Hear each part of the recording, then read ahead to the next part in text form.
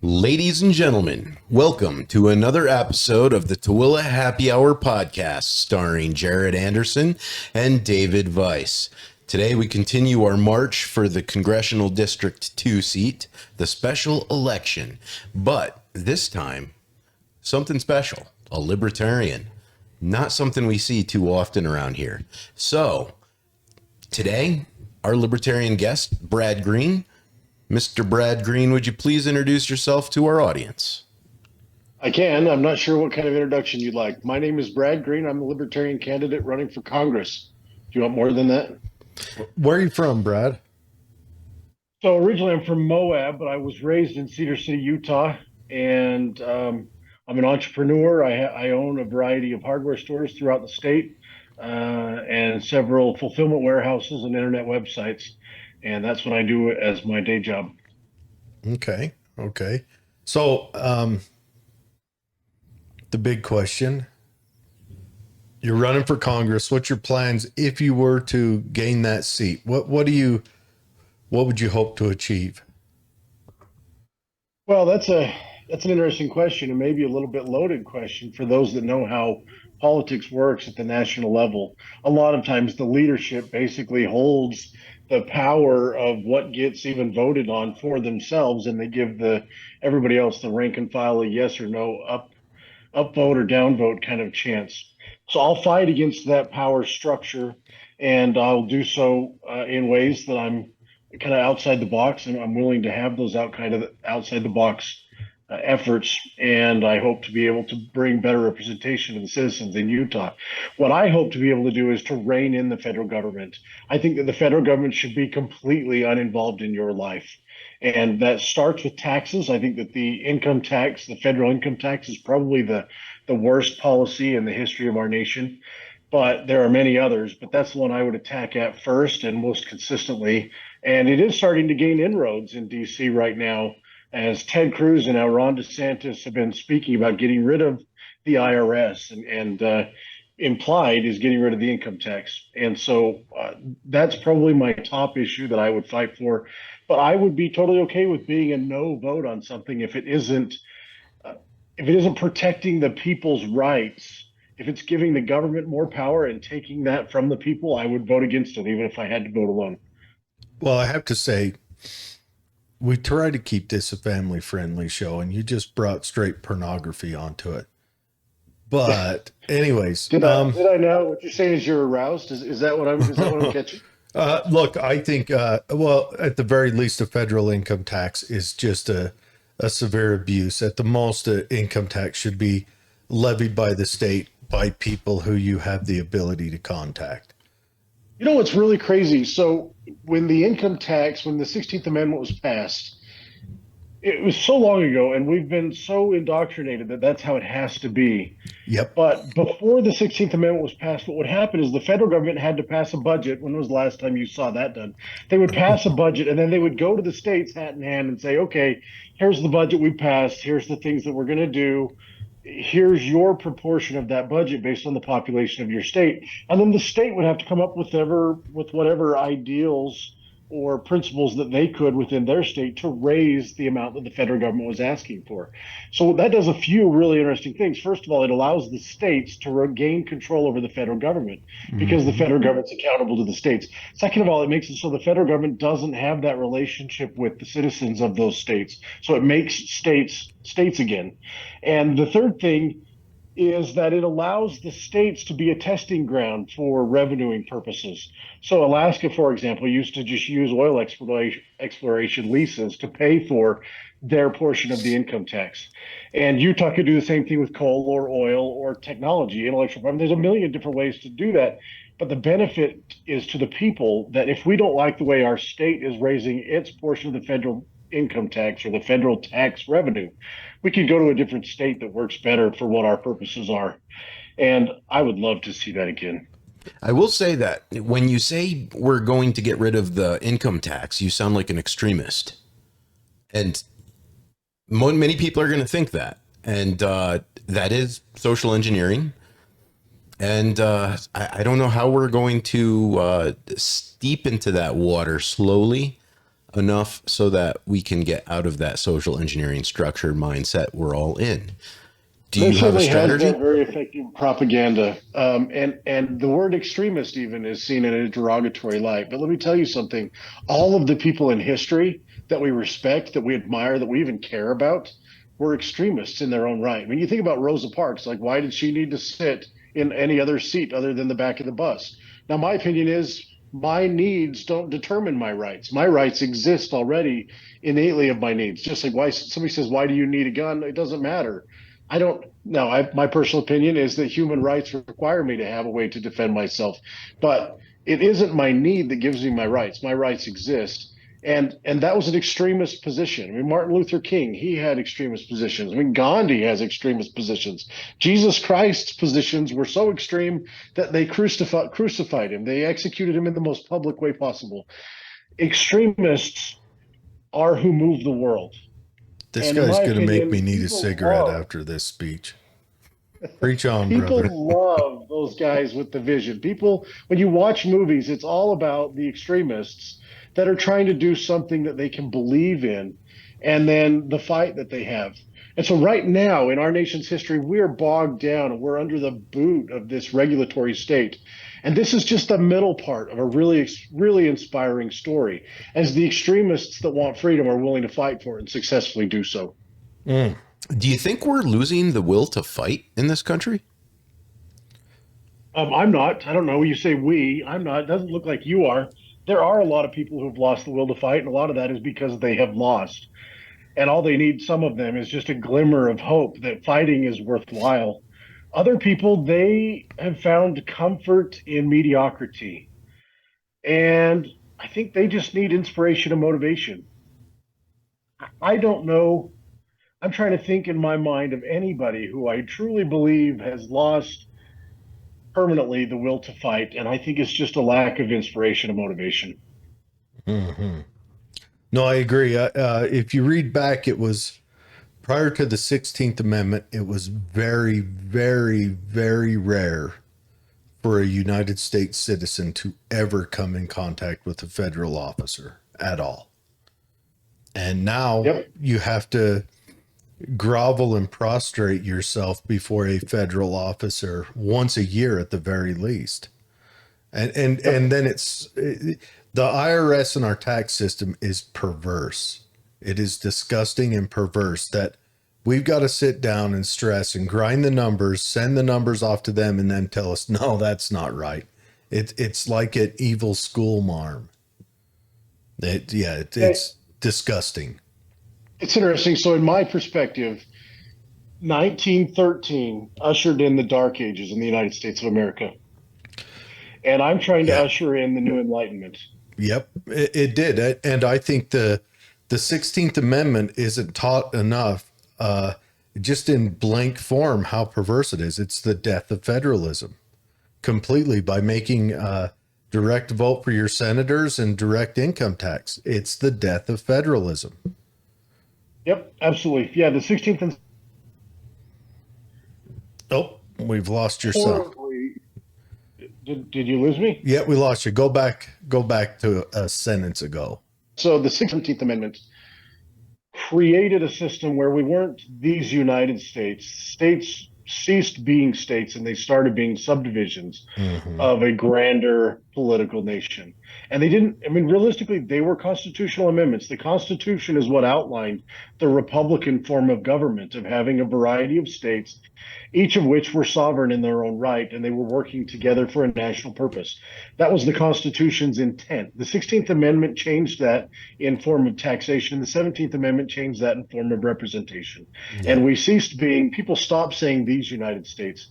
And we've all just settled now that it's the United States and we're Americans first, not Utahns. And I'd love to see that change. And I try very hardly to identify as a Utahn first before I identify as an American. Yeah, that's beautiful. But we need to get to your political run because we can sit here and debate philosophy all day, and we'll have to put it up on Pornhub when we're done. It'd have to have a warning sign-in sheet. Oh no, we can't put it up there. No one in Utah. You can't even get there anymore. Todd Weiler made that illegal for adults, or Yeah. difficult, I guess. Do you think that was an appropriate thing to do, Brad? You're going to go right with the head hitting answer. I led myself right into that one. So I'm going to give you two perspectives on this. First of all, as somebody running for federal office, it's none of my business. The federal government has a certain number of enumerated powers vested into it by the Constitution, and that isn't one of them. Could I take a So second while and say you're the first candidate we've talked to who said that's not a federal office business? Thank you. I learned that from Ron Paul Uh, personally in 2008, and I liked it, so I kept it, and he has given me permission to use it. good. So from the federal campaign platform, that's none of my business. From a personal issue, I think pornography is having a negative impact on society, and I think it's worthwhile to put up blockades for it. And while I don't agree that the federal government has any authority to do so, I think states can, and clearly have shown that they do. I think that it's burdensome and probably unnecessarily so to use the mechanism that Utah has required, which is gaining ID in something that has kind of a cultural stigma. And so you really affect adults more than you affect kids, because kids will just steal somebody's ID. It almost creates this black market of identification. I think it's poorly conceived. Um, but I don't think it's completely outside of reasonableness for a state to try and have an effect on a negative issue. I think this was just poorly done by people, maybe without adequate vision or forethought. So if the state loses control of the identification process and the IDs are stolen, should each citizen in the state be responsible to compensate the individuals who've lost The state access? doesn't do the IDing. The website does the IDing. The website does the proof. So someone's That got to also is compensate. when you're saying compensation, you're saying if identity theft happens, there is harm caused. Who's responsible for restitution? Is that what you're asking? Yes, and I'm asking specifically, since the state is asking for this process to occur, shouldn't the citizens of the state be forced to provide restitution to anyone who is injured in the process? I could agree with that. I do agree with that. The state says that websites of pornographic material have to have a process by which they can verify the identity of their consumers. And I don't know. It might be a fun exercise to figure out what they're employing to try and get that. I'd have to have my wife by my side so that she could approve. Maybe that state senator who proposed it was a Wheeler. I don't Maybe know. maybe I he heard makes Todd it Weiler, Weiler, yeah. talking about it. Maybe he makes it a point every, let's say, Friday night. He does a quick browse just to see if his laws are being enforced. I'm sure other people are using other people's IDs, though. I'm sure if you wanted to smear someone, you'd throw up their adversarial ID, and then I'm sure somehow it'll all leak out, and you'll find that Donald Trump was watching midget porn or something eventually. Yeah, Well- there was a list of like cheaters that got revealed. Yeah, that cheater What website. was that called? Anyway, it doesn't matter. Ashley Madison. Yeah. So that list got exposed, and there was a whole bunch of email addresses on it, and some of them were easily identifiable persons. Well, there was people in Cedar City, Utah, where I live, some of them pretty high up in office, that were on that list, and most of them just owned it. They were like, yeah, like I wanted to check it out and see what was there. However, I had a friend whose email address wasn't that recognizable. It was an alias that only and maybe close friends knew. And I asked them about their email address being on this list, and they had never heard of the site. And it was fairly persuasive. This is somebody who would have owned up to it for me. And it was clear that somebody else was like, well, I had to give an email address, and I gave them this email address. And so, where's the harm that's done for him? It was none, because only his closest friends that believe him could identify him. But if your identity is used to access a pornographic site, and then that site's email records get leaked, there's certainly harm for the person whose identity was stolen for that purpose, and who is it then that is responsible for restitution? I think that history shows us that whoever the company that lost the data, it's almost like victim shaming at that point. They got hacked, but they Yeah. tend to be responsible for the data gets lost. The person who hacked them should have some penalty that comes to them because they did something malicious with their access, and then the person who stole the identity should be held liable. The state requiring proof, I think. I think that there's an argument to be made that I would agree with, that when the state involves themselves in commercial matters, they have some liability. But I think our current laws exempt them from that liability. Yeah, I can't And I imagine would that. love to see that changed. And maybe that could be done at federal level as part of making the states play nice together. But generally, I think that the citizens have to wake up and hold their representatives at the state level more accountable. I think seriously what needs to happen is the states need to start delegating the responsibility over children to the parents where it belongs. The state can't delegate it. The state doesn't have that authority. Well, What's happened is the state keeps parents by trying to. default have relinquished their responsibility of their children to the state. The state does not have authority over Well, children. let me Parents rephrase remain that.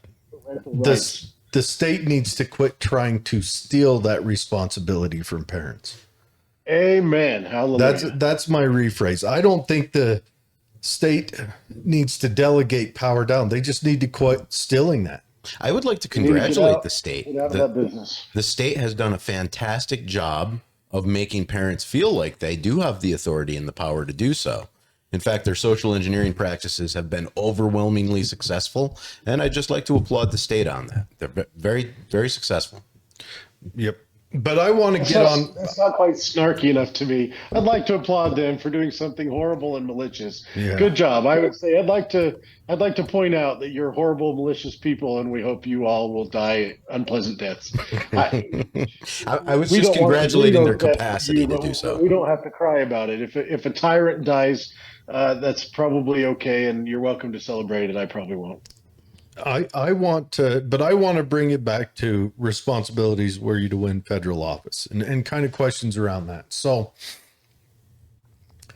if you were to win as a libertarian sitting outside of either of the two major parties, would that release you of the control of the leadership of those two parties? And would that give you a leg up on the floor, even say, making addresses to bills brought up, even in adverse to maybe the Speaker of the House and stuff? Well, so you're asking for a hypothetical, and it's my Because favorite. here in Utah, if a third party wins, they get to speak up and be a part of everything as an officer of that third party. And I'm wondering if that happens on the federal level as well. Well, so let me tell you my thoughts on what happens if I win. And it does seem to be lining up so that I actually have more of a chance than any libertarian has in at least Utah history. If I win as a libertarian, this national office, a variety of things are going to happen. The first thing that I think happens is Utah becomes the most influential swing state in the nation. Most likely, both the major parties will dramatically ramp up their spend in Utah to try and show that maybe the Libertarian Party is the second party, but they're the first. Mm-hmm. And that will have a huge impact. Nationally, it would give the Libertarians a bigger voice than they've had, and it probably would give me the biggest voice of any freshman in Congress. Now, that might be very short-lived, because the powers that be in Congress, they're going to want to stop that. They're going to want to shut that down. They're going to want to censor me and filter me as much as possible. The news, however, loves a spectacle, and I will provide that spectacle. Just the fact of me getting elected as a libertarian would provide a spectacle that probably would hit the history books. And those are big what ifs. But what happens then in Congress to actually get things done? My opinion is the way I understand Congress and how it works, you have basically two teams. And if you're not in one of those two teams, you don't get a seat at any table. You don't get any committee appointments. You don't get, time given you by the speaker. And you essentially are there and you get to cast a vote, but that's all you've got. Now, I'm okay with just casting a vote. I'm okay with just the macroeconomical impact of a libertarian getting elected and being able to say, look, libertarians can win this. Let this be a message to you two major parties. You need to do better. I'm okay with that being the only impact of my campaign and my success. But my opinion is I would probably caucus with the Republicans. I'm more ideologically aligned with their version of fiscal restraint and limited government. There are some issues where I absolutely will side with the Democrats. I think civil rights in a variety of areas, accountability and transparency from government, those are areas where the Democrats and I are going to get along better, and I will work with them. But most likely, if I'm going to be getting committee assignments, if I'm going to be getting that speaking time, it's probably going to be because the Republicans worked that in as part of their group. They're going to try and take some kind of claim on my existence in the groups. I'm open to that going either way, as long as I can fight for ideas that defend the freedom of the citizens and restrict the power of the government. So, does that answer your question, or was that too? Yeah, I fanciful? didn't. We had a guest on last cycle that kind of educated me on third parties in the state of Utah. Third parties would actually carry a lot of power, but I was wondering if that crossed over into our Congress, and it doesn't sound like it does. And yes, I agree. Utah is unique in the way that partisanship happens in Utah. I know that's quite And fantastic. part of that originates back to its statehood, where the major parties didn't dare let Utah be a state because at the time Utah was squarely Democrat as a result of Republicans being anti-polygamy. And so when Utah was going to become a state, it was this political football and or maybe more like a political hot potato. And the church actually came out and assigned party membership to people in the state of Utah and split the state down the middle, half Democrat, half Republican. Yes, they did. And that's how they were supposed to vote. That's how they were supposed to argue. My grandma was a lifelong Democrat.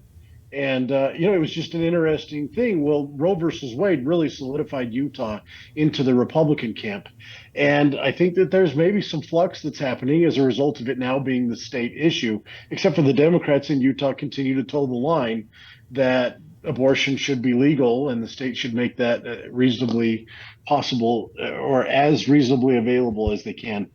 And so Utahns tend to still be very much Republican. The Libertarian Party, by the way, in 2021, with my help as a delegate, the National Libertarian plank that was pro-abortion, we were able to get repealed in the National Libertarian Party. And so now the Libertarian Party is not pro-choice in that manner. We're pro-life. So are you a member of the Mises Caucus?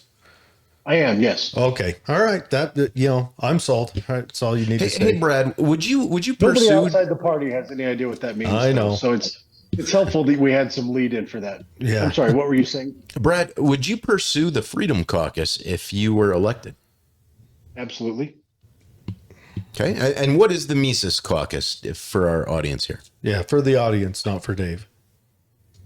Well, so again, I'm fairly new in the Libertarian Party. I was in Republican leadership for a long time. I left the Republican Party in 2021 and joined the Libertarian Party because I saw that the Republican Party was losing its ability to field candidates that held up the platform of the Republican Party as their ideal. And I see that very strongly in this election. And that's probably the reason why I'm gaining a lot of strength in the election, even as a libertarian, because Republicans are seeing what I saw 2 years ago. The Republican Party's been neutered by state law and a variety of changes. The Mises Caucus Libertarian Party, again, I am a new member, but Libertarian Party has been holding a lot of their meetings at my offices in Springville. And so I've seen a lot of this happening behind the scenes. The Mises Caucus is essentially the right-wing organized caucus of the Libertarian Party. It's the freedom, the actual, yeah. They're pro-Austrian economics. They're pro-life. They are in favor of restraining the government's ability to meddle in businesses and the markets. And yet they still hold the same common values as the rest of the Libertarian Party, that the fewer powers we give the government, the better. Well, let me tell you, it takes that right-wing slant. Maybe that's a really inarticulate way of saying it, but it is kind of like the Republican wing of the Libertarian Party. Yeah. Well, let me explain how it started. Thank you. So Joe Jorgensen came out with that if you're not anti-racist, we have no room for you in the party. And so the Libertarian Party kept putting down these words that you would expect to hear from the most diverse of the Democrat Party. They kept doing this pandering to whatever else. And the guys that built up the Mises Caucus said, no, this isn't a part of our message. Our message is economic liberty, fiscal responsibility, personal responsibility, where libertarians of the past never really carried forward that idea of personal responsibility, of taking ownership for your mistakes of your life.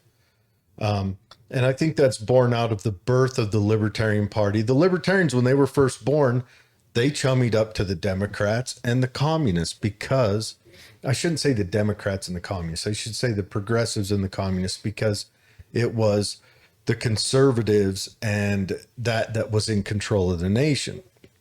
And the Libertarian as a third party has always been a backwash against the political pendulum. Always. Traditionally, I mean, Mises himself became friends with all the communists, and they were all a part of his discussion groups that he would hold. Now you see the Libertarians hugging up against the Republicans because they're the outcasts. The Republican Party carries literally no power in our society. None. They don't have the media. They don't have the schools. They don't have the bureaucracies. They don't have any of that. So that's where the Libertarians migrate to, because the Libertarian is a party for freedom, and people who aren't in power don't stifle freedom. It's pretty common sense. Now, it's rare. The Republicans got a rare win on abortion, and a couple guys called this out prior to even Joe Biden getting in, that there's strength from the minority. And that is kind of one of those strengths. Weird laws get to slide through, just like Roe versus Wade slid through while the heavy conservatives on both sides of the aisle were in charge. But anyway, so it's just the Libertarian Party kept giving this service to the woke. And the Mises Caucus were guys that stood up and said, no, that's not the message we want to portray as libertarians. So they started a caucus and swept. They took every office in the Libertarian Party. Everyone. Maybe not the state party. Nationally, they did. The state party has a good blend of both. And the chairman of the Libertarian Party at the state level is glorious. He is as consistently libertarian as anyone I've ever met. And I think the state party is because we're in a conservative state. So that gives the libertarians room to be a little gray. But sure. And it's all politics is just a societal maneuvering between weak and strong. It always has been. It always will be. It will be till the end of time, And the libertarians are that middle ground, that they're the lawyer that argues in court for liberty against the two political parties that take their turns being the whipping boy and the abuser. That's right. We want to take over the world and leave everyone alone. Mm-hmm. Well, if you do that, though, wouldn't socialist security be in jeopardy? I mean, social security? I'm sorry. We're getting into glorious hypotheticals. My opinion is that Social Security is neither social nor secure. It's Ponzi, though. But it is a Ponzi scheme, clearly. I have some solutions that I would employ in Social Security that I think would be nice, but it starts with the idea of people being able to opt out of it. I mean, I would consider it a great success if I could just opt out of Social Security. I think it would go away just through attrition. Mm-hmm. It's probably the worst retirement plan known to man. Yes, it is. So we would stop forcing people to pay in the Social Security if you had your way. Yes. I think Jo Jorgensen, that she had one of the best ideas ever when it came to Social Security, where she was going to sell off government properties to make people that had paid into it long enough that they couldn't switch over and do anything else, to make them whole, but also then do away with Social Security and then be ready to have something else, a private market build up to step in and fill that void. I think that's a workable solution. I mean, in my opinion, the problem that we have right now with Social Security funding is that Congress has pillaged the Social Security fund to grow a whole bunch of other programs. And now, when the boomers are all trying to retire, Congress doesn't have that source. They can't draw enough money to be able to pay for it from the people, the young people. There's not enough young people to pay for the old people, but they've Yep. already built all of these social programs and other programs, militaries included. They've already built all of these other programs basically by pillaging the Social Security fund, and so they can't just reverse the flow of that revenue or that money. They have to come up with new revenue streams. The Ponzi scheme always breaks down at this point. The federal government has some options right now. They're printing and pretending like they're not, and it's gonna cause long-term damage to our economy. So yeah, could you sell federal land to pay for it? Yes, that would solve it.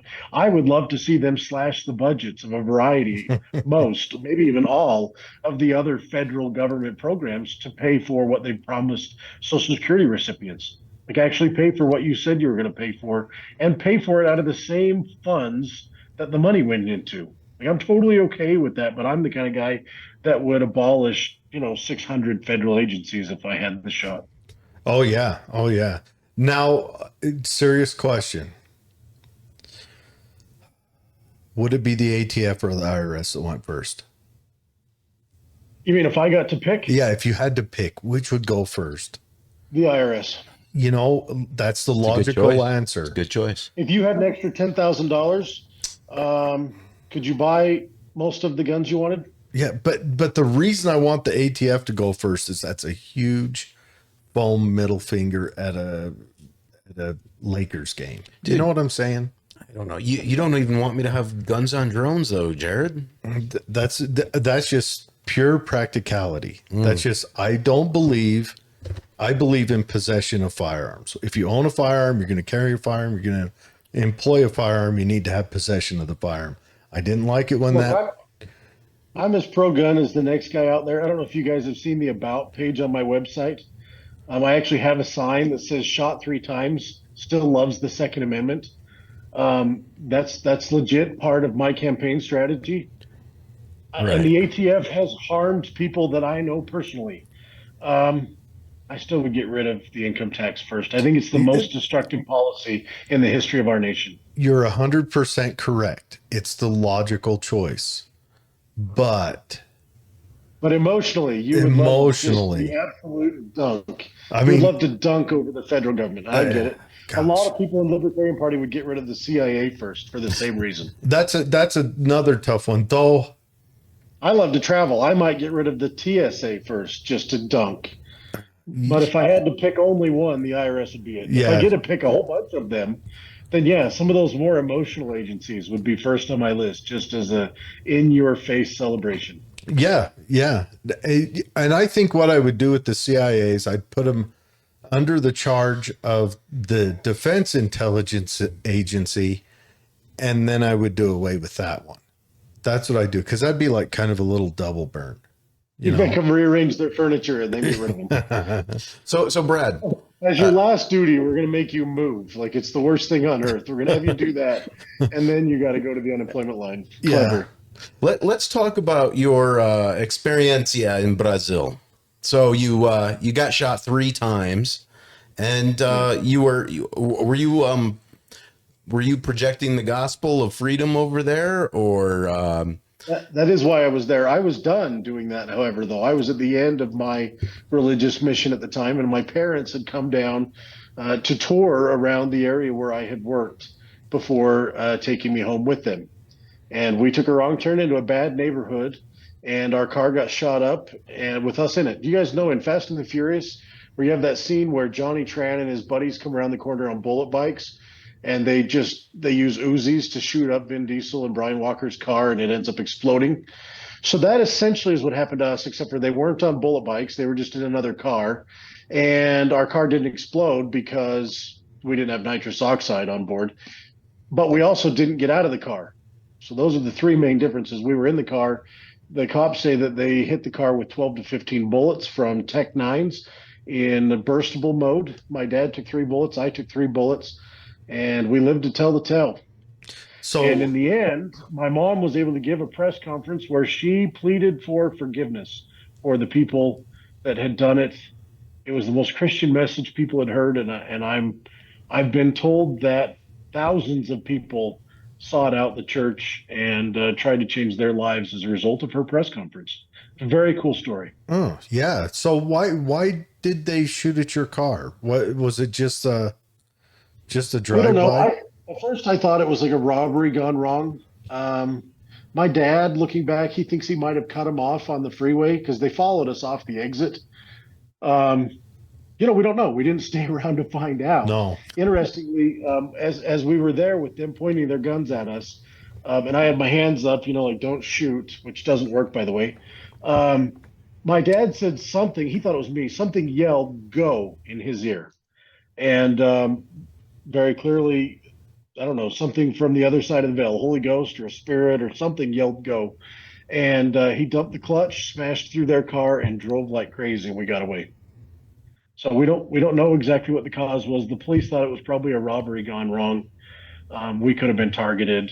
It could have been just a fickle spur of the moment. They didn't like us. We don't know. Yeah. I think God let it happen because He wanted my mother on international television. No, that's good. It happened so often in Brazil back then in the 90s. That was such a Yep. frequent thing. Nowadays, it's a little different. With Lula in charge of Brazil at this moment, I don't know if things will revert back to the way they were. But I'll tell you, man, Brazil came close to having Bolsonaro a second time, and it would have changed the scope of South America completely had they elected him. For sure. Yep. In Yeah. fact, the same neighborhood, maybe 300 or 400 yards from where we were shot, maybe 2 years earlier, a bus full of soccer players had been gunned down in that same area. It definitely is a common thing, and it's a horrible thing. But we all are trying to progress and learn and grow in our lives, and people in Brazil have a really hard life, many of them, and so the tragedy that happens among them is more common than among us here in Utah, that's protected by so many wonderful things. Yeah. I'm just thankful that our country wasn't founded by anything from the Iberian Peninsula, or we'd be a shithole too. It's Maybe. funny.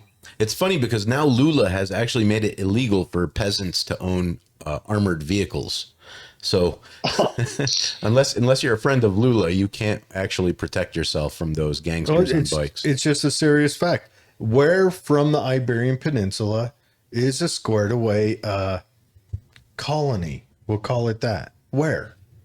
Is there one place? No, I think they handed down traits that are disastrous. We could go through that another time, but So, Brad, speaking of Brazil and South America, let's go to the border. That's the hardest topic I think libertarians have selling to the audience. Can you go with Sorry, it? go Just ahead. go with Ask your it. question. Tell You us want me about to your go with it? border policy. My border policy is make immigration legal again.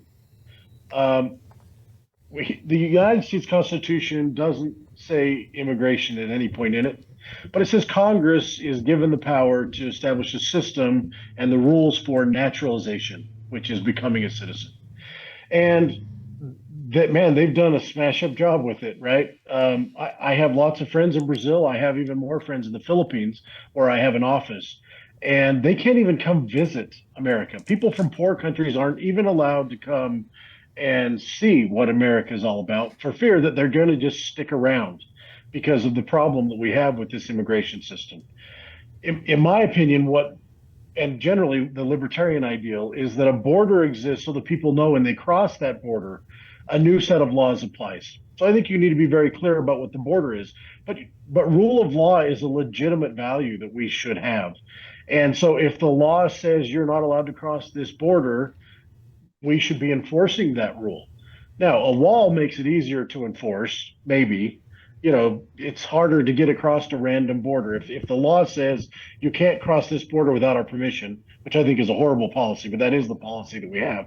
If that is your policy, enforcing that policy is going to be very difficult. Now, if you build a wall, it gets easier. In my opinion, we should say, look, if we find that you crossed, if we have the law that says you can't cross the border without our permission, if we find that you did cross the border without your permission, at our expense, we send you back to the country, maybe. In my opinion, it should be significantly easier for people to get into America legally so that we don't have the identity theft, so that we don't have the criminality. We should be doing at least a minimum background check on people so we're not letting people that are fugitives of the criminal justice system in their nation come across. Other than that, we ought to let them come here and help them build up our country. People that live in big cities, they think we're completely out of space. They think that we're crowded. We don't have the infrastructure for it. And in the big cities, they definitely don't have the infrastructure. They've tried to micromanage life, and as a result, they suck at everything. You get out into the country and you'll drive for miles and miles without seeing a single structure developed by man.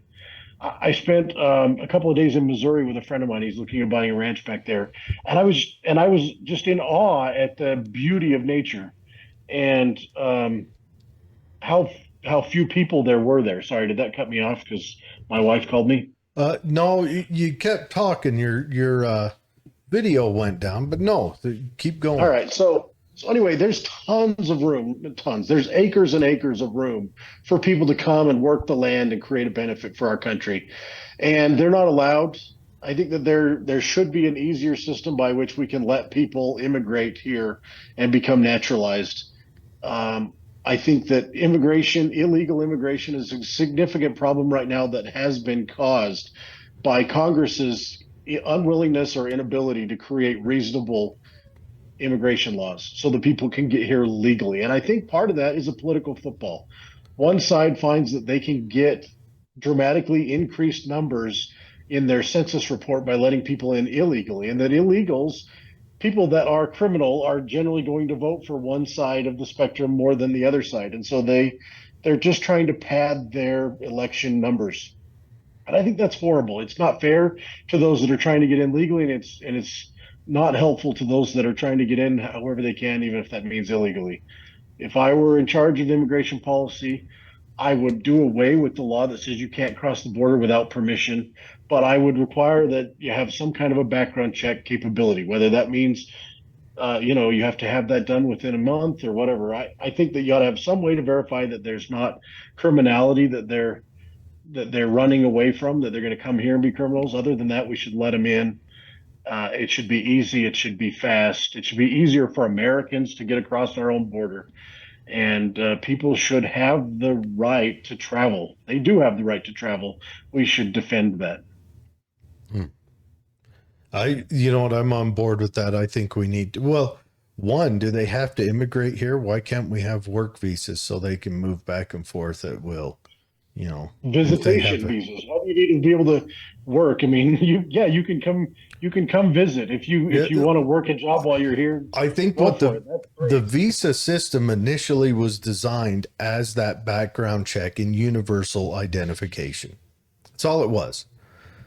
We've complicated visas by making them so we can shut people out and over control. I mean, we all know 1913 was a wonderful year, but then a year later, when World War I started, this new idea of countries shutting themselves down was born.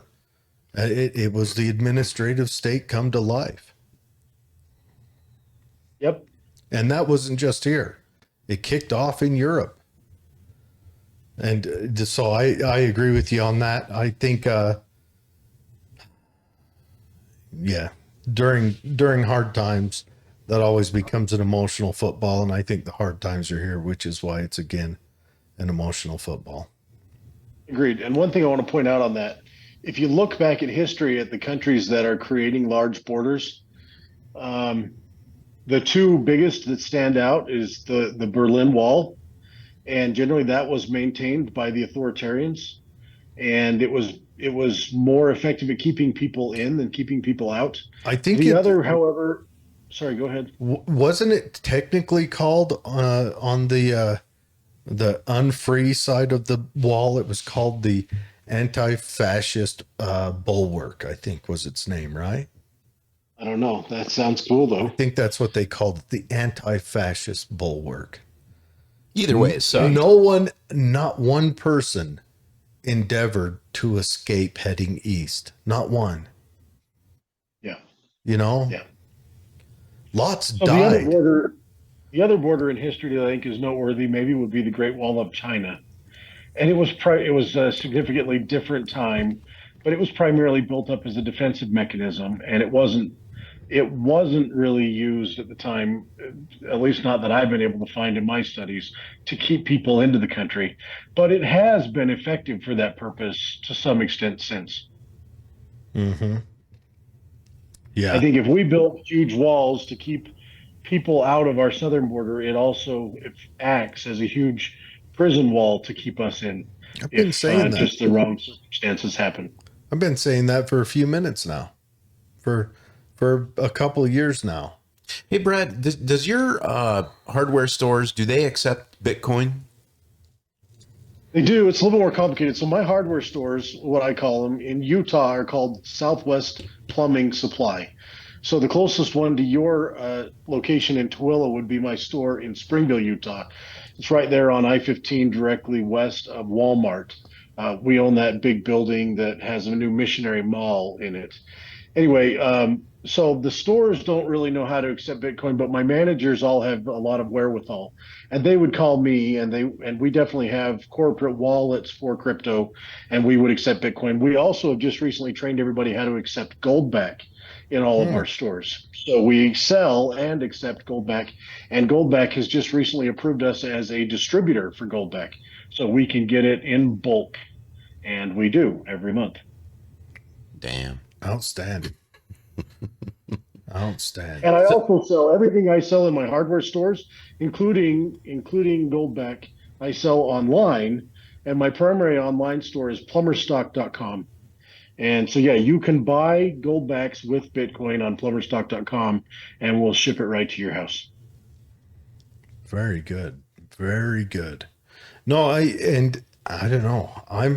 I'm quite sold on the libertarian in there. I'm not a libertarian, not a Republican either, but I'm quite sold on it. I think that we need to spice up the message a lot that we send as our representatives back east and statewide as well. hey, Brad, there's a prominent libertarian candidate entering as an independent. His name is Joseph Yes. Bachman. I'm sure you know him. I know Joe. Yeah, he's a great guy. What is going to be the difference between you and him when there's a debate? I would love to see Joe in a debate. Independents oftentimes are kept out, just as libertarians are. However, I think they're going to have a hard time keeping me out of the debate stage, where I'm kind of a known commodity in the Republican Party. My understanding is that Joe left Libertarian Party for two reasons in this election cycle. Um, Number one, he was upset with the Reno reset and kind of the Mises Caucus takeover of the Libertarian Party. And the second is that he had already committed to be on the ballot. He's done it twice before, and he was going to be on the ballot no matter what it took. And he didn't want to have to risk losing to me at the Libertarian convention. Mm. And so he said, no hard feelings. I'll run as an independent. I'm mad about the Reno reset anyway. And my understanding is he's been out getting signatures. I think as an independent, you only need 500 signatures to make it on the general ballot. And Joe has a lot of wherewithal. He probably will have no problem. Joe's big issue, and he is libertarian. He believes that the government should not be employed for anything other than defense. He and I agree ideologically on virtually everything. His big issue, however, is transparency. He thinks the government has been concealing information to far too great of an extent forever, specifically related to extraterrestrial activity, UFOs, aliens. That's his big issue. I also think the United States government has withheld information from the public to an immoral extent. I think that the information they have on aliens would be interesting. It's not really it's nowhere near my top issue. And I also think that pragmatically, it's maybe not a very strong campaign issue. But I do think that there is a strong campaign issue to be made in transparency, whereas we have a former president being indicted for having classified documents, and every former president and vice president of the last couple of decades has had some kind of a scandal regarding classified documents. I think it's clear that we have a classified document problem in this country. And my guess is it results from the government being too secretive to Mhm. try and keep factual information away from the public. And I think that that is a gross misstep. And Joe and I would agree to that extent. It's So, on a debate stage, I think we may word things differently. We may prioritize differently. And certainly in Congress, we will fight quite differently. good. Yeah, as much as I want to hear about Gleep Glorp and all the aliens, you're 100% correct. It's like they had a fire sale on the classification stamp and they bought all of them because they classify at a ridiculous level. And it's gotten out of hand. And one, I think classification should have a sunset clause on it that has to be renewed by a floor vote in Congress. I mean, the documents themselves. Yeah, the I documents agree with need that. to have a The floor class- vote because the the, people. the classifications or the permissions, the clearances that people get to handle classified documents, those do sunset. And I know that because I used to work for a Paiute Indian tribe, or the Paiute Indian tribe of Utah. And I had, as the IT guy, I had to have um, classification authorization. I had to be background checked and everything so that I could have access to health information. And that had to be redone every several years. And so Mhm. mine has long since expired. I think it would be a great idea to have documents classification also expire and have to be renewed. Yeah, an automatic sunset where first it'll go into the classifications committee or whatever the hell they want to call it. And it goes in there and they say, okay, does this need to be reclassified? Does it carry future harm? Like right now, are we talking about a movement into Iraq or anything we're sending there? Doesn't need to be classified anymore. Yeah. Right. Just so the audience is aware, like when you step down from power, you do have a bullseye on your back, especially in a quote republic like ours, or In a banana republic. in a banana republic. It's hard to step down from power and survive. So what a lot of people will do is they'll take these classified documents where they know, hey, this person could come at me and say I was doing this or that and the other thing, and General Milley, and protect yourself because, hey, I have these documents here showing that maybe General Milley wanted to go into Iran and I didn't, and you can't blame me. Something like that. I mean, I'm not saying It's that's an exactly insurance it. policy like you see happening among gangs and thugs. Correct. And gangs of that's a good way to put it. Governments are kind of like larger gangs. Yeah, we don't need to repeat ourselves. No, but seriously, yeah, there's too much, and it's also a sign that our government is no longer an employee to the benefit of the citizenry. It views the citizenry as its employee, and all angles point towards that. And That's why the bottom of my campaign sign says "Respect the people." yeah, it's awful. Like yesterday we talked to a Democrat. I don't want to throw any shade on her, but It was more relieving to talk to you, Brad. yes.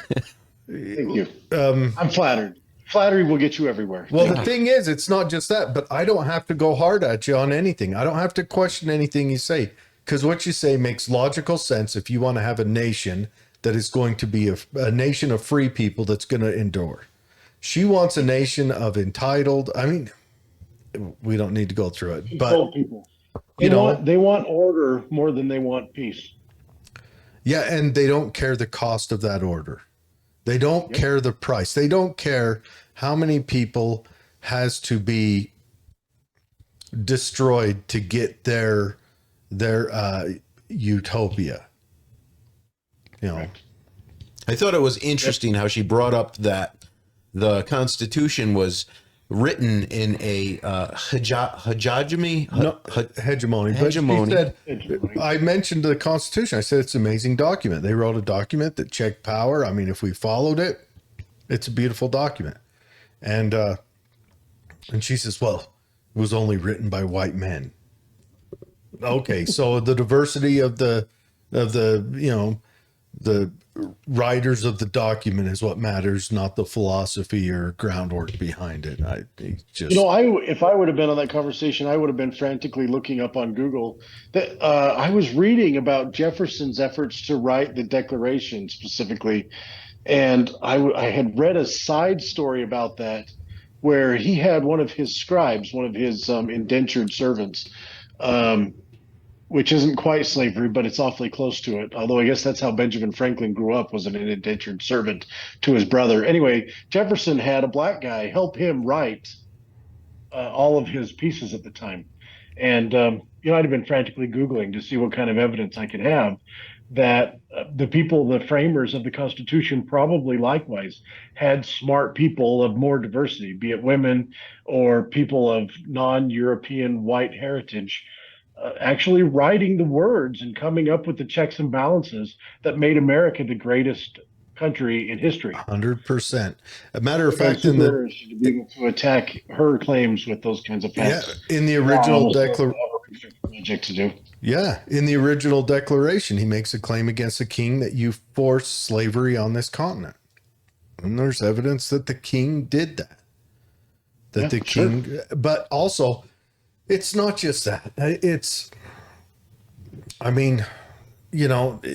Jefferson held slaves and also didn't like slavery. He's got writings about it, writings that weren't like public affairs. But one, his state of Virginia restricted him from enacting on them. And every time he tried putting changes through legislatively, he got shut down. And this isn't to say Jefferson's a hero or anything, but the things they wrote, these were well-read men that said, okay, this nation had this kind of government, and this parts of that government caused it to fail. So let's leave that out of this government we're building. And this other nation had this parts and that caused it to fail. Let's leave that out. I think it was ingenious how they wrote it. And sure enough, give us 20 years and we corrupted it and ruined it. And now we're just living off of the life support. Well, I think that the nation held fairly well, probably up until the Civil War. I think the original ideals, slavery was well on its way out, and the Civil War was a violent way of forcing it. That, in my opinion, made it last longer. I think it was already on the way out. But that was an issue that the founders all wrote about, how they wished they could have addressed that more fully. Some of them wanted to ensure it lasted forever, and most of them wanted to make sure they got rid of it. Yep. Well, and I think that's super interesting, but it's a battle that for some stupid reason we're still fighting today, because people want to discriminate, and themselves discriminating isn't enough for them. They want the systems of government to discriminate. Some people do. And if we could just make the government treat us all equally, regardless of whatever happens in our life, then all of these ills with discrimination would go away, at least from a systemic basis, because people don't like bigots. They don't want to do business with bigots. So sure, while you may be in my libertarian utopia, anybody would be allowed to be discriminatory, but they couldn't use government to do that discrimination. And the businesses that are bigots would go out of business, as normal, good, reasonable people would refuse to do business with them. Yep. Instead, we continue to try and use government, and when you use government force, what you end up getting is resistance, and we continue to get resistance. Yeah, I want a government that has zero impact on the citizen's life. None. I want a federal government. Unless you're harming somebody or defrauding them. I want the federal government to say, okay, these are our bounds. These are what I deal with. Our Congress is there to set up the budget, issue the money, and then go back to their states and live as a private citizen. I want it set up so our Congress comes in like Texas once every 2 years and says, where are we at? We can do a 2-year budget. Okay. And then the states has a government that's more interactive with the people. The federal government shouldn't have to be interactive with the people. I agree. And I think that Congress, they did their meetings over Zoom in 2020. Mm-hmm. I think it would be super beneficial to have at least the House of Representatives actually representing in their state. I would set up offices throughout the state of Utah, and I would do all of my congressional activities remotely by video conference, text, phone, just like I run my international business Well, through video conference, text, and phone. And then I would be closer and more accessible to my constituents, and I would be farther and less accessible to the lobbyists and special interests. that is a good point. You'd make them earn it. Although I'm not an anti-lobbyist guy because let's face it, our gun rights are defended by lobbyists. But I'm a lobbyist in my own capacity as yeah, a citizen, and but I'm not a registered lobbyist, but I've been told that I'm the most influential lobbyist in Iron County. yeah, but what I want to And mention I think is, that there's a value to fighting for what it is that you want, and the lobbyists are doing that. but The what I want citizens to should have just as good of access. ask you about is you mentioned doing Zoom legislation. How do you feel about when Thomas Massey was forcing floor votes that you couldn't have votes in absentia? Um, I don't know. I guess I'm not fully familiar with that specific instance, Well, but that's why Trump if hated it him and sounds like called a him. technicality, if he's saying you can't vote while absent, Well, then I can see that. One of the sayings that I've said for a long time is that intelligence isn't quite as important in life as attendance. You have to show up to make success, but you could show up remotely in a lot of ways. I agree, and I see the argument for both ways. One, I would love to see uh, our congressmen settled in our states, but I would like to do it like the state legislature does. First of all, the federal government shouldn't be passing that many laws and bills. It shouldn't be passing so many laws and bills that they're there 360 days a year and working for four. It shouldn't be that. Our federal government should be able to meet at the most for 2 months a year. They meet. And It's if it were restrained to its proper role, yes, which we haven't done effectively, maybe ever, if it were restrained to its proper role, we could probably get done everything that we need to get done in a short period of time. The state of Utah takes what, 6 weeks? yep, I think that 6 weeks is way too much to do the things that Congress is actually tasked by the Constitution to do. My guess is 100%. 6 days probably could get the job done with maybe a couple of emergency or others unscheduled sessions throughout a 2 year term. But the federal government right now is the largest organization known to man. And as a result, there is an incredible amount of what should have been unnecessary work for those representatives to do to try and manage the biggest organization known to man. Yeah, and it should be kicked back to the states. It really should. But I love all your messages. We've got a couple comments. If you don't mind, we'll go through those real quick. You okay Go with ahead. that? Yeah, shoot. Okay. So they're all rolling in from just two people, but they comment every time. I'll just get the question out of the way right now. Do you listen to Jesse Kelly? I don't know who Jesse Kelly is. Okay, that's fine. That's fine. You can look him up on iHeartRadio. She's going to say that in a few comments down. But that's her. She asks everyone, except the Democrat lady. For some reason, I didn't feel she needed to. I suppose he's a conservative radio I only have host. so much time, and I definitely am missing out on a lot of the good stuff, the good Yeah. media content out there. It's okay. It's okay. I mean, she'll disagree with me saying that, but it's okay. All right. So she also says, I like him. Seems like a normal, genuine guy. One of us regular peasants. And then she asked, do you listen to Jesse Kelly?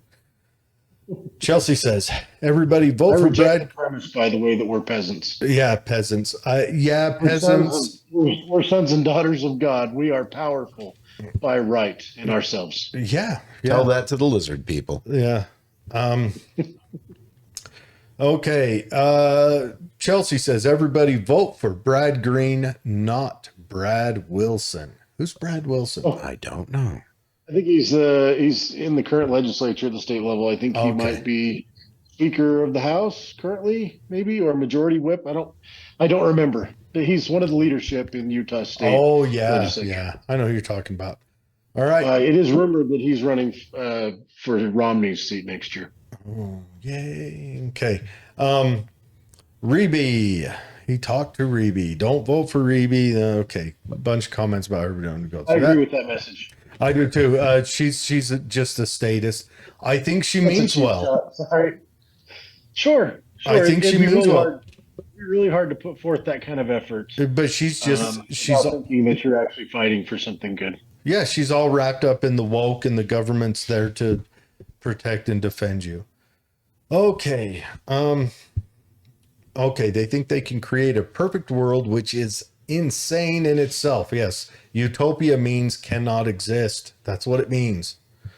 Dude, their slaves fought in the war by their side. She's talking about the We're civil all or the imperfect people.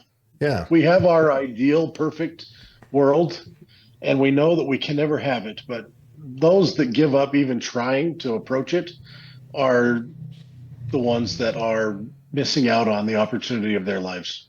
I think the issue lies in whether I want to put forth the effort to make my perfect world for myself, or if I want to demand that other people put forward the effort to make my perfect world. And I think that's the difference between good and evil. I'm still trying to make the perfect smoked brisket, Yeah. and I still haven't achieved it. Although I have a Wagyu A5 brisket arriving in the mail tomorrow, so we'll see how that goes this time.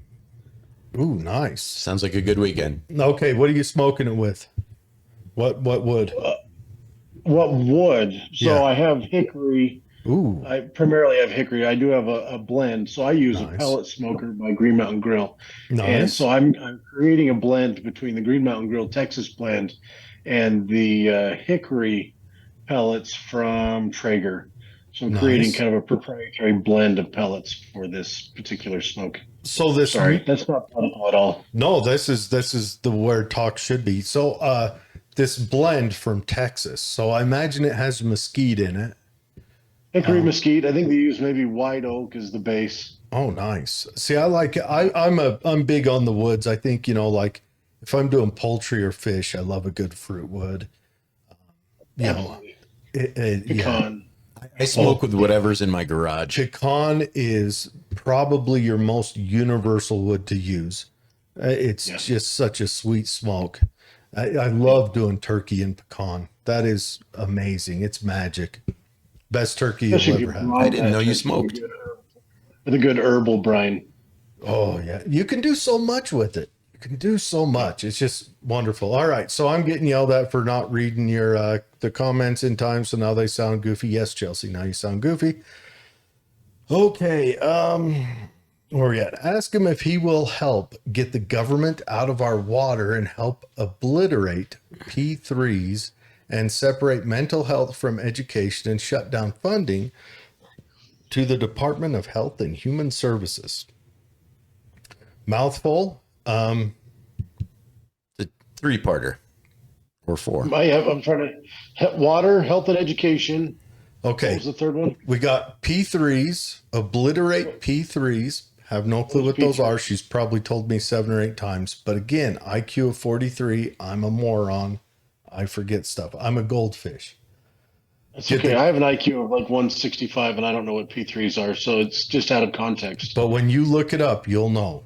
When I look it up, it doesn't matter. In one ear and out the So other. as for water, I'm a water guy. I own and operate plumbing supply warehouses. Mm-hmm. The government being in our water is it differs from area to area. I mean, my house is on a community well, and the only influence the government has is they regulate to make sure there's not a certain amount of arsenic or nitrogen or whatever in the water. I don't think that ought to be mandated by government, but I like getting the report. I like the accountability that comes.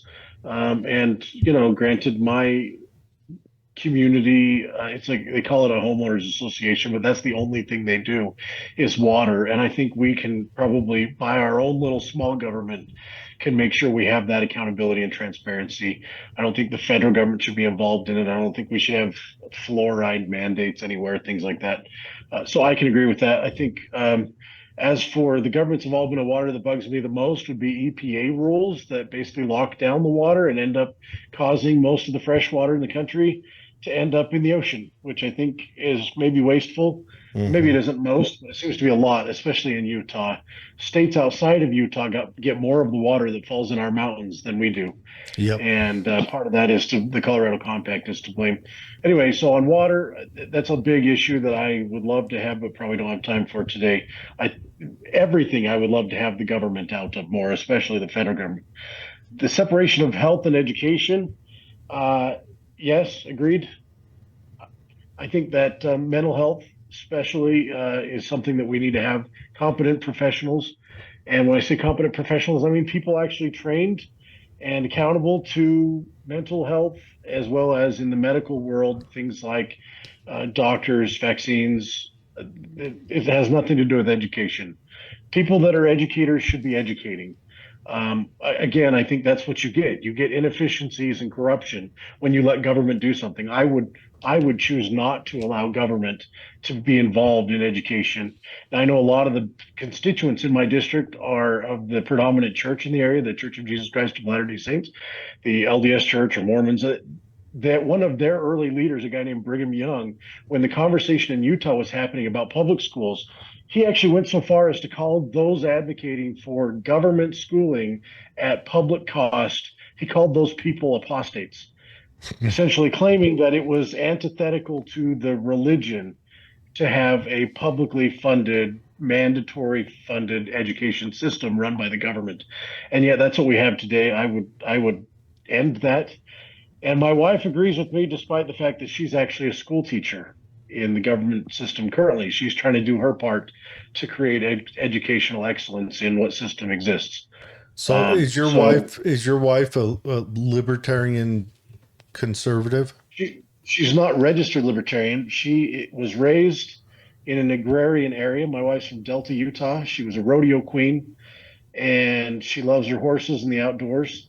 She wishes that people would leave her alone, most especially government people. Mm. So, by mindset, she is libertarian. So she's a In the school state of Utah, you teacher. don't have to be registered libertarian to vote for libertarians Well, virtually at all. I've In got fact, to take I away every voted bad libertarian thing. as a Republican a long time.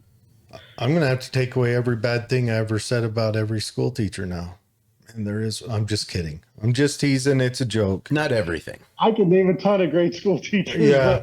but my wife, she specifically seeks out the troubled kids to try and help them, and she's good. She's a disciplinarian, but she's real common sense.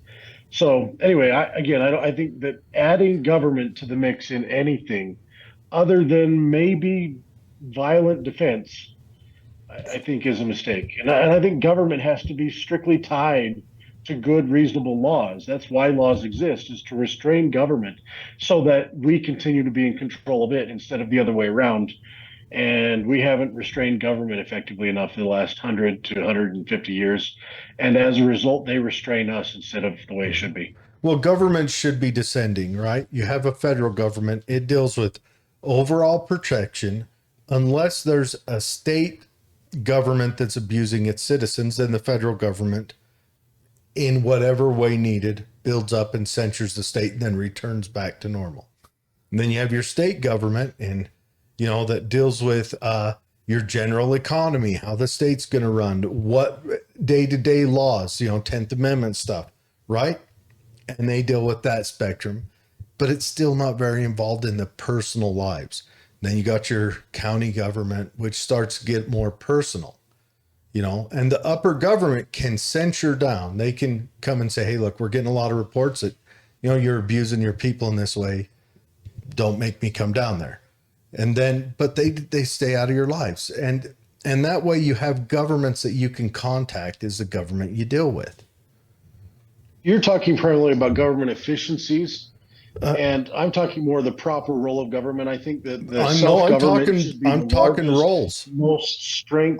most strong form of government should be self-government. Oh, I While I agree. think that the federal government has 16 to 20 enumerated powers, depending on how you count, the state government has their enumerated powers. But I would argue that many of those powers that we have given legally to the state government, even to the federal government in the Constitution, are not proper and moral for the government to have those powers.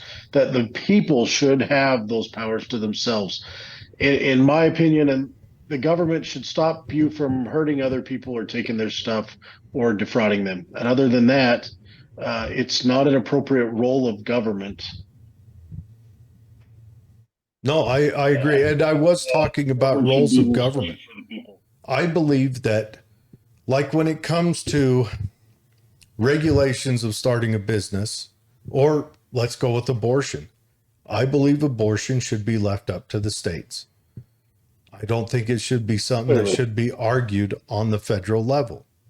You know, I'd go as far as the counties. If abortion is wrong, it's wrong because it's violence against a person.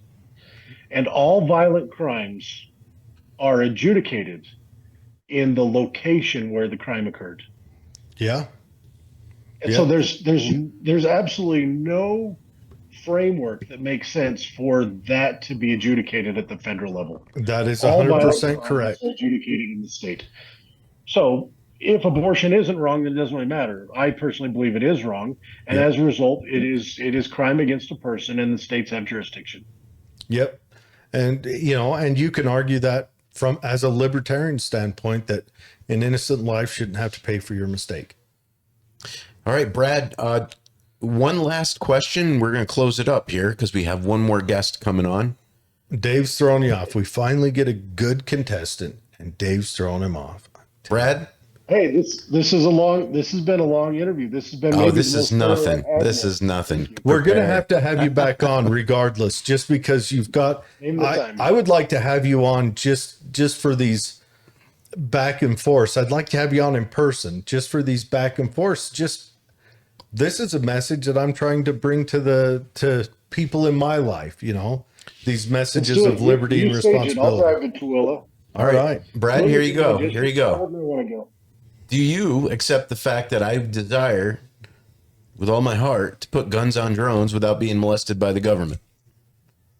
I accept that fact.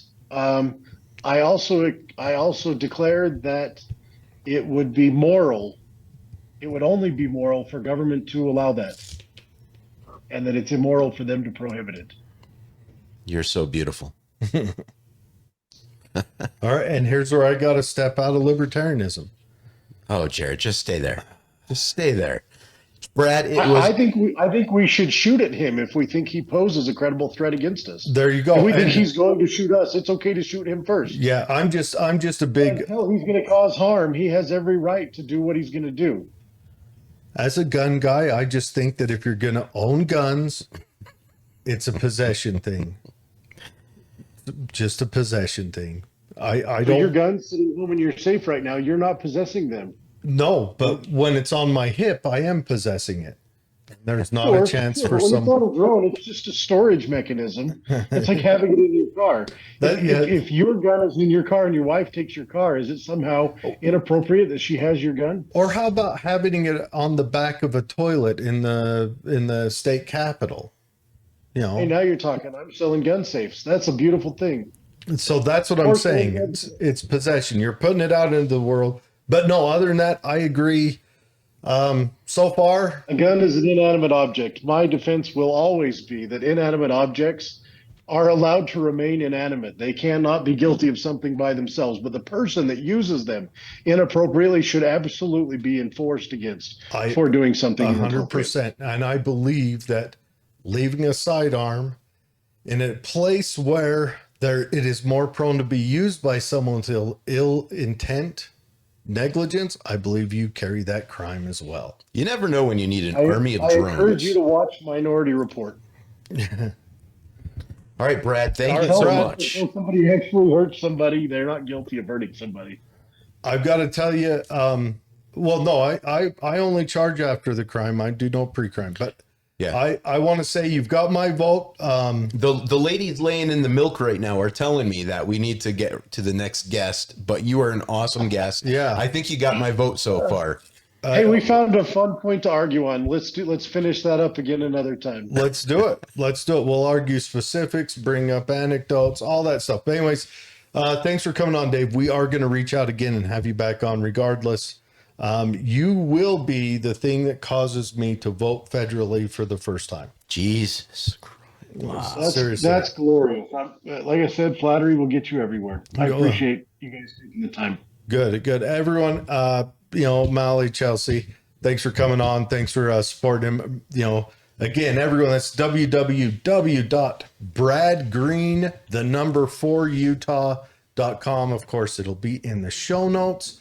So, just, jump in there. That's his website. Go on there, support him. This is the guy we're voting for if you believe in liberty and freedom and all that stuff. If Jared's voting, this guy's worth it. That's heavy. But anyway, so that's Brad Green. So everyone, let's thank him for jumping on there. I'm going to throw up his little advertisement again for a second. And Brad, thanks for coming on. And man, we hope to see you real soon. Hey, thank you guys for bringing more attention to my campaign. I hope we can get this one through to victory. Let's do it. For sure. And have a great weekend. Yes, sir. You have a good one. Enjoy your family day. Thank you. You too. Bye.